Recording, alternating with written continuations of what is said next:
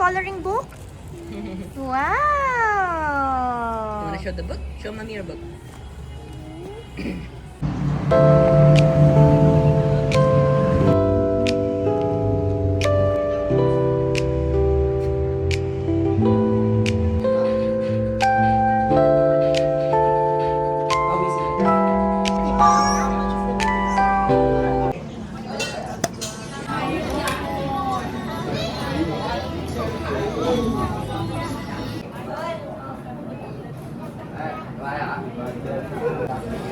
So, hi guys! Literal, kakauwi lang namin.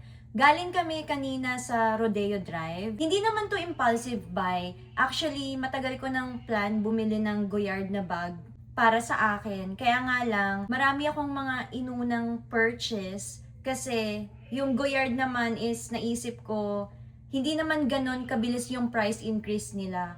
Pero sabi ko, this is the right time to buy a Goyard. Kaya din naisip kong bumili na kasi para ma-redeem ko na yung binigay sa akin ng kapatid ko na pera para sa Goyard. Sabi niya sa akin, o eto, dadagdagan ko yung pambili mo ng Goyard para makabili ka na. Kasi kung hihintayin mo pa, baka syempre tumaas na din and at the same time, kapag hindi ako bumili ng Goyard, hindi ko mariredeem yung perang ibibigay niya kasi that is only for a Goyard bag. Kasi recently, bumili din siya ng bag.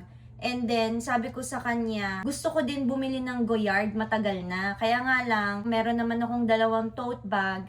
And also, parang hindi ko pa siya kailangan. Pero ngayon na halos palagi na kaming lumalabas, lagi kong dala na tote bag is yung Louis Vuitton on the go ko. And grabe, nalalaspag na siya. Kaya I think it's time na bumili na ako ng bagong tote bag. Grabe, ang tagal ng binyahe namin. Actually, 2.5 hours papunta and then pauwi, almost 2 hours.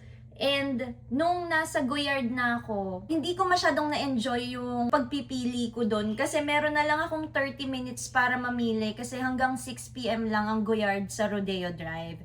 And dumating kami parang mga almost 5:30 na. Etong bag na i-unbox ko, hindi ito yung bag na dapat bibilin ko. Actually, napamahal pa ako ng konti. Pero I think it's worth it. So, eto guys, ang napakalaking paper bag. And actually, they gave us 2 small paper bags. Binigyan nila ng 2 maliit na paper bag yung mga anak ko. Ang laman is sticker from Goyard. Sobrang cute. And then, ayun na nga, meron lang sticker dito. Dapat pala ipil.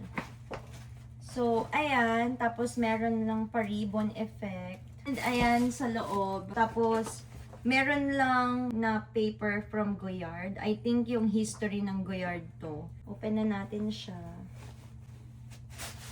This is actually my first purchase from Goyard.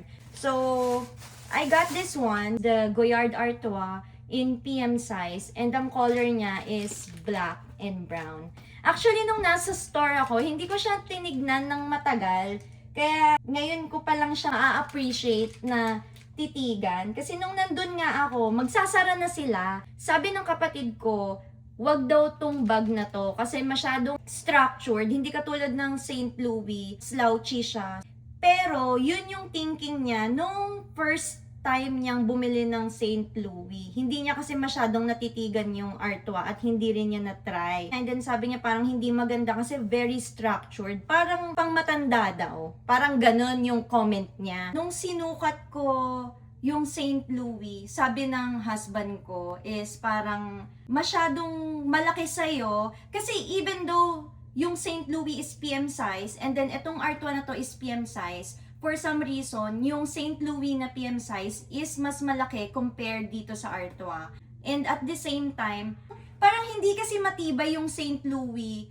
Para lang sa akin ha, opinion ko lang kasi manipis nga yung material niya. Hindi katulad nitong Artois. Hindi naman siya guys sobrang structured. Malambot pa din siya, like mapipiga mo pa din siya. Ayoko kasi nung bag na baka mamaya kapag madami ka nang nilagay, masisira siya over time. So, why not? Magdagdag na lang ako ng $700.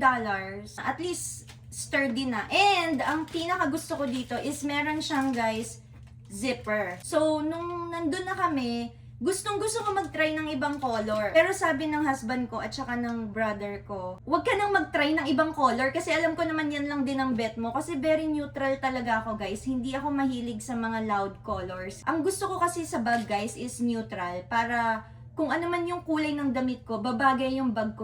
May plastic yung strap niya. Tanggalin na natin. Alam nyo guys, dapat din talaga, matagal na akong bumili nito. Kasi nung nagpunta ako sa Goyard, mura lang to eh. Ngayon, alam nyo, parang after tax, inabot ako ng almost $3,000. Ang kaibahan ni St. Louis sa Artois is merong zipper, si Artois, si St. Louis wala. Tapos si St. Louis, wala siyang ganito. And ang St. Louis, guys, is maikli yung strap niya compared dito kay Artois. Merong allowance sa kilikili. Pero dun sa St. Louis, sobrang sikip niya na kapag ka shoulder bag mo siya. Ayan siya sa loob. Yung St. Louis, merong small pouch na kasama. Si Artois wala. Pero meron siyang maliit na pocket dito sa loob. Ayan yung sinasabi ko na maliit na pocket. Meron siyang paganito. And then, tag ng Goyard. I-share ko din ng sandali yung store experience ko.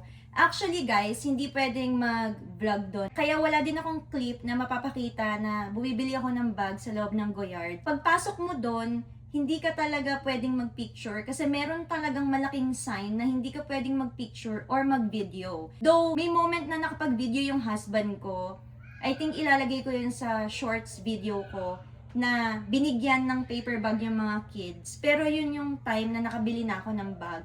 But yung time na namimili ako ng bag, wala talaga akong video. Sa experience ko sa mga SA, sobrang mababait sila doon. Very accommodating. And then, nakakatuwa kasi, sa akin kasi bilang nanay, kapag ka nakikita ko yung tao na natutuwa sa mga anak ko, at saka, alam mo yung nakukutan sila sa mga anak ko. Tutuwa ako doon sa ganong klaseng ginagawa ng mga SA or kahit sino. Mas accommodating pa sila doon sa mga anak ko compare sa akin. Kung gusto ko ng second color ng Goyard bag, I think it would be the green one. Overall store experience, sobrang bait nila. Ayun lang guys. And gusto ko din guys i-shoutout yung asawa ko na sobrang tiyaga ipag-drive ako para lang mabili ko tong bag na to.